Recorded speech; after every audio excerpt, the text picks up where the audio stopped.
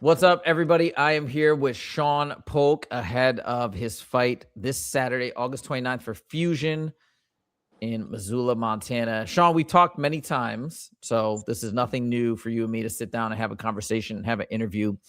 But man, what a tear you've been on with your 4-0. You're going in for a second belt now, which is crazy. You've had so much success, and to top it off, you're fighting on a card with your dad.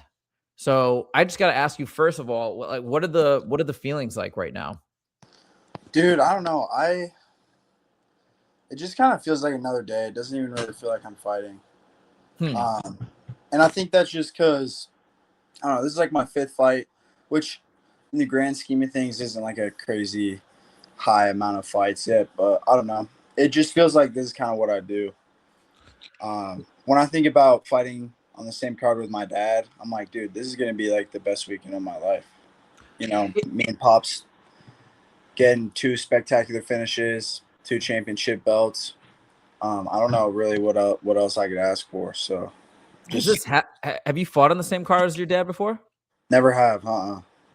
So that's pretty cool. Well, not to mention, by the way, let's go back to your fights. You said you've only had 4 fights, not a spectacular amount of fights, but the way the fights have ended is pretty spectacular. We've got and so it's pretty cool because you have 2 submissions and two finishes via strikes, which is obviously showcases how well rounded you are. Arm triangle round one, arm bar round one, head kick round one. I remember that fight. Gavin Young, dude, looked like crazy coming out.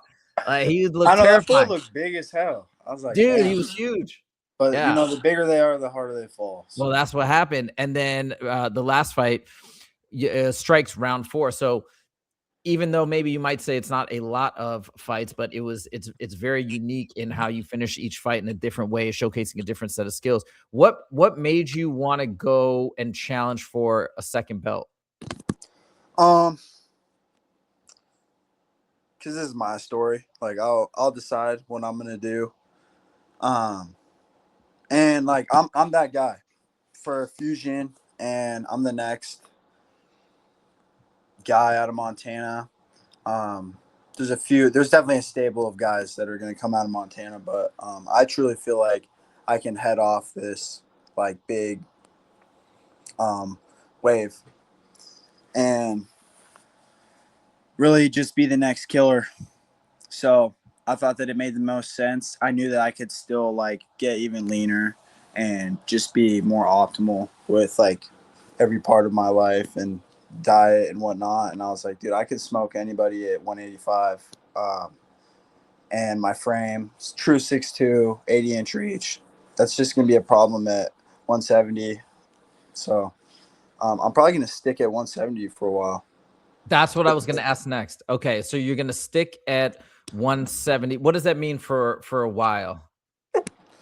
I don't know. I'll probably get this double belt, the double champ status, and then I think I'm going to relinquish the 185 title because there's just really no reason to fight like bigger than I need to be, essentially.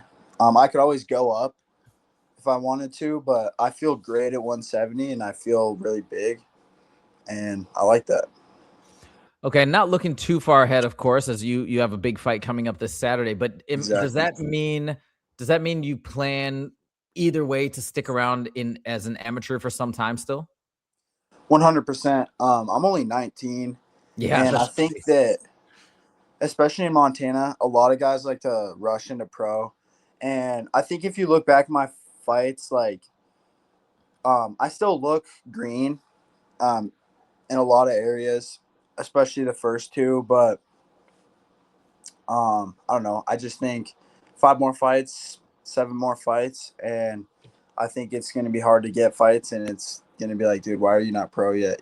So that's where I want to be instead of, oh, let's go pro, early on, and then get smashed, ruin my record. You know how it goes. So sure. yeah, It's something that Justin always talks about. Justin James, obviously fighting vet, UFC vet, has been there, done that, coach at Extreme Couture. He always says, he has a massive amateur record. I don't know if you know this, he's fought like 50 times as an amateur. That's no exaggeration, literally 50 times. But he says, yeah, you shouldn't rush. And then ultimately your record, you get a clean slate at pro, so it doesn't matter. You can make, obviously you haven't made any mistakes, but if you do make mistakes as an amateur, it doesn't really matter. And I'm like, man, that's such good advice. Because I you know what I mean? I think I could see how you could get enamored by a pristine record as an amateur and then want to just keep it, whereas he kind of says no, like you don't even want to think that way. And it sounds like that's how you're thinking the right way. That's really cool. Yeah, exactly. Me and my dad talked about it for hours, and like I have a great run right now, and I'm just not gonna blow it being stupid. What is some of the things, or even if it's one specific thing that has grown the most since your debut fight in terms of your skill sets back in October of 2024? Skill set, I'm just not even the same person, especially as like last fight. I feel like I can do it all. Like I'm not the highest level grappler or the highest level striker, but especially for amateur regional scene, Pacific Northwest, I feel really equipped for bad situations. I feel really equipped for distance, countering. And then really, I don't want to give away too much, but switching gears from kind of, I don't know, with Brandon, I feel like I tried to land like a big counter shot. I was a little more passive, and let's just say you're going to see like a wolf on a hunt in there this Saturday. Very cool. All right. And have you, for this fight, since you and your dad are on the same card, have you guys been trained? I'm sure you've been training together. Do you guys ever spar together? Oh yeah, of course. Yeah. Okay. Yeah, I mean, my dad throw down like no other. I seriously don't have another partner like my dad. We damn near fight each other. So really, obviously he's oh yeah, dude. When my dad spars me, it's like, dude, we could either have like a super technical round or like I'll throw a hard counter, he'll throw a hard counter, and then me and him just kind of like take it to the next level. And it's nothing like personal at all, but we both just have that fire, and like it gets me ready, bro. Like, you think I'm scared of this dude? This like ex powerlifter, big, like, yeah, he's a muscular guy, but bro, he's nothing compared to my dad. And I'm just super excited because I have this kind of feeling that he thinks he's going to walk through me. He's got hands of steel, and this dude's never fought like a legit guy. So I'm just hyped to be the guy to show him how, like, what it's like to fight. Just out of curiosity, how much weight does your dad have on you? My dad's 220. I walk around at like 180. Okay, damn, you guys are sparring like that. That's crazy. All right, well, you obviously are ready for this fight, and I am ready. I can't wait. This is just hyping me up even more. Do you have any final words for the fans of what they can expect this Saturday?